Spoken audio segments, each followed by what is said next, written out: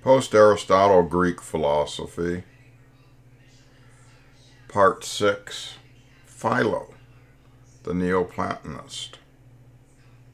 Professor Michael Botwin, Department of Psychology, California State University, Fresno.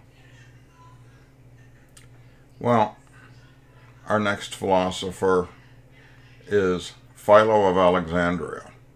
Philo came from a wealthy religious family.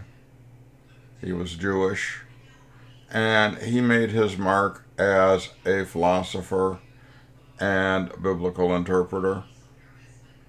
He also did some interesting things that we're going to talk about here.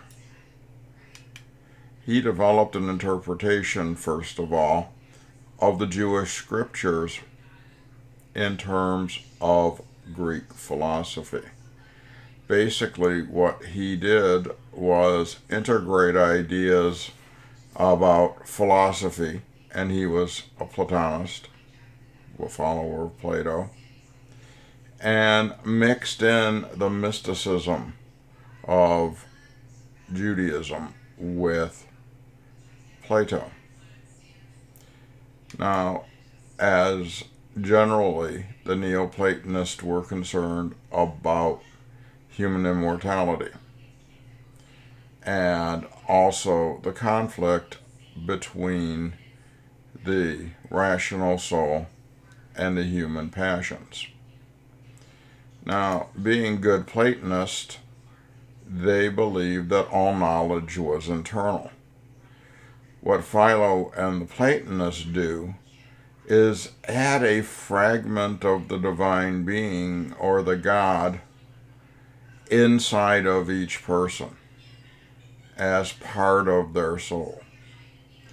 And this is something that Christians still talk about to this day in the context of all humans have a little bit of God inside of themselves, which they can access through introspection, prayer, meditation, but you've got your internal rudder for right and wrong in terms of God inside of your soul.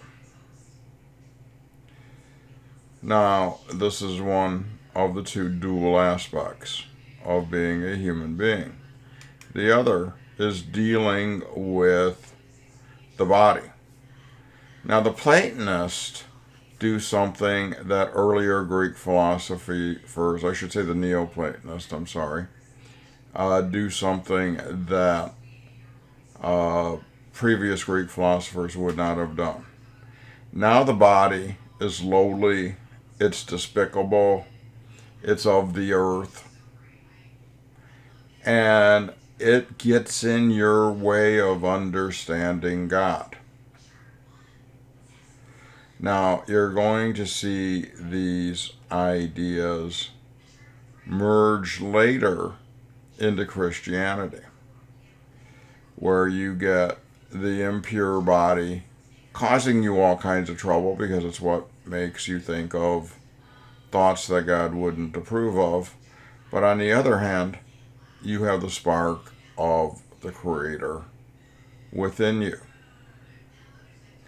So humans, according to the Neoplatonist, are in this constant fight between the body and the soul.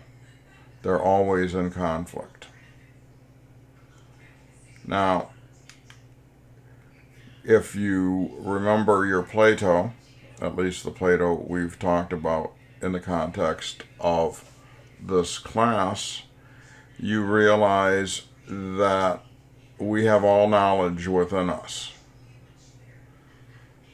So why do we need teachers? Why do we need anybody else if that knowledge is within us? Well, the Neoplatonists add this little caveat here. Humans can only know what God permits them to know. So you might have everything within you, but you can only access what God wants you to know. Unlike the Aristotelians, sensory experience interferes with the knowledge of God. And whether that's the sensory experiences that you've gained just from taking in general images, or maybe you've picked up some stimuli that would interfere with knowledge of God, like maybe the sensory experience of a fine meal, or the attractive qualities of a member of the opposite sex that you may be interested in romantically, or in the context of things, whichever individual you would find romantically attractive. So the Neoplatonist set up the notion that God is within us, and we have to learn to follow God's internal rudder that He has provided with us. These seeds would be built on by the early Christian theologians, and you'll find that Plato has a strong place in the early Christian church. This is where we're going next in the history of psychology. See you next time. Bye.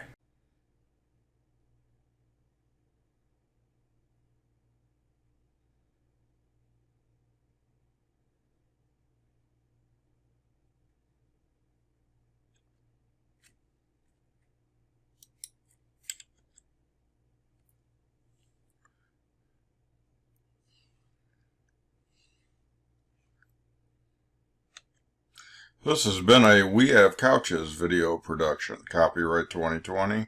Professor Michael Botwin. All rights reserved.